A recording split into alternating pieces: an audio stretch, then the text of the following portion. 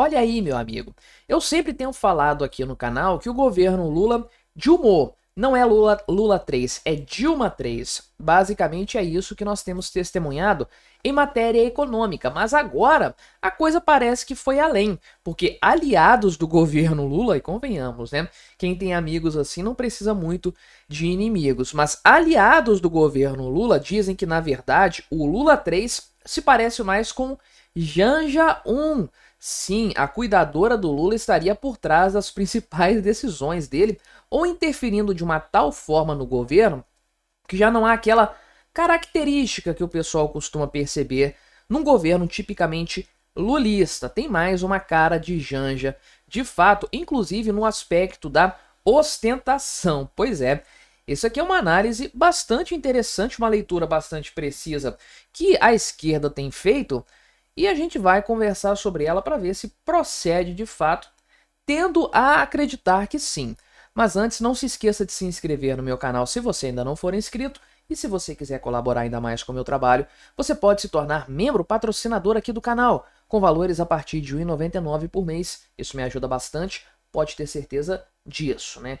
Então, lá atrás, em 2023, né, logo no começo do governo Lula, foi essa mulher aqui, inclusive, que está escrevendo esse blog, tá? Que é Andréia Sade, né? Em 2023, eles noticiaram isso, inclusive, conversas de bastidores. Você sabe, sempre tem os fofoqueiros, aquelas fontes do Palácio do Planalto, do Palácio da Alvorada e etc.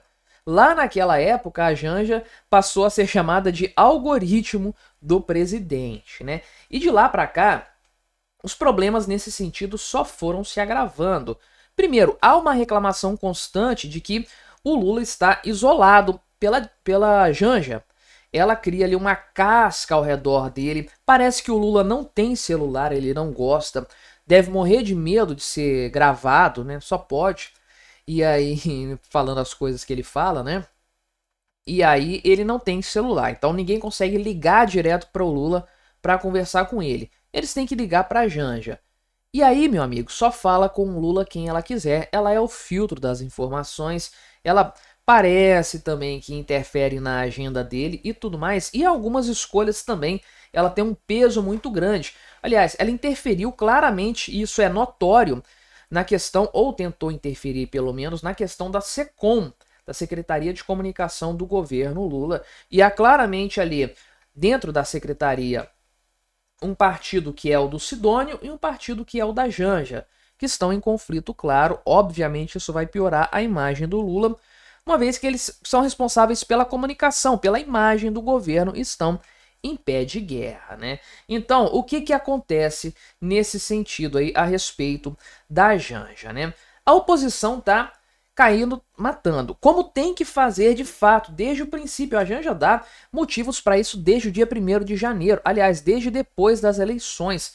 Ela cometeu uma série de gafes, falou impropérios, barbaridades, né? Falando namastê lá na Índia, com a tragédia acontecendo lá no Rio Grande do Sul. E ela tem aquele peso, né, da ostentação, das viagens internacionais, com aquela comitiva, com aquele séquito de seguidores. E tem o negócio de você ter sigilo sobre os gastos dela, sigilo sobre quem ela recebe, as visitas que ela recebe. E ela tem um gabinete dentro do Palácio do Planalto, ou do Palácio da Alvorada, sei lá onde é que é. Acho que é no Palácio do Planalto mesmo, perto do gabinete do Lula. E aquela coisa de gastar muita grana para comprar móveis pro Palácio da Alvorada, para reformar não sei o quê, e fazer atualizações lá para os bichinhos, aquela coisa toda que a gente tem acompanhado. Então é fácil fazer oposição à Janja, porque há muito o que criticar nesse sentido, né? E aí, inclusive, o blog mostra o seguinte, né? Que o governo Lula usa analogias com futebol, né? Mas tá mais para boxe hoje, porque a oposição tá dando golpe atrás de golpe e o governo não consegue revidar. Na verdade, já tá indo para o chão e tá iniciando a contagem regressiva, inclusive, né?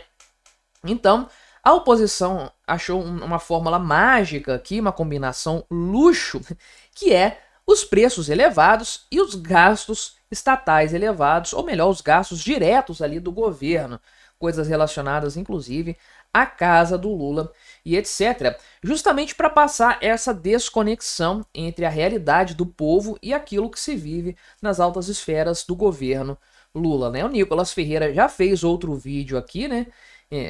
Fingindo que tá trabalhando ali no escritório e tal, e aí vem a legenda assim, né? Quando estou estressado no trabalho, lembro que tenho 2 pessoas para sustentar. Aí ele olha no celular, aparece a foto do Lula e da Janja, né? Que é o tipo de publicidade, não vou colocar publicidade, né? O tipo de material de propaganda política que funciona muito bem na era do meme, na era viral. O Nicolas Ferreira entende isso provavelmente melhor do que qualquer outro político brasileiro hoje, né?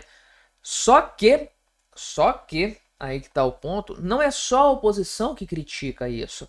Os aliados do Lula apontam para esse problema e não é de hoje, tá? Então o pessoal tem falado aqui, né, que o governo Lula, na verdade, tá funcionando como um governo Janja 1, porque ela tem uma influência grande nas decisões do governo Lula e é uma influência ruim. Se ela tivesse uma leitura política boa, isso era vantajoso para o Lula. Se ela tivesse uma imagem pública favorável que agregasse e não dispersasse, seria bom para o Lula, mas ela tem aquele jeitão de arrogância daquela esquerda elitista. O Lula não tem essa cara, né? Ele tem mais da esquerda pé no chão. Mas a Janja tem aquela cara de esquerda elitista que ninguém gosta, ninguém suporta, ninguém tolera.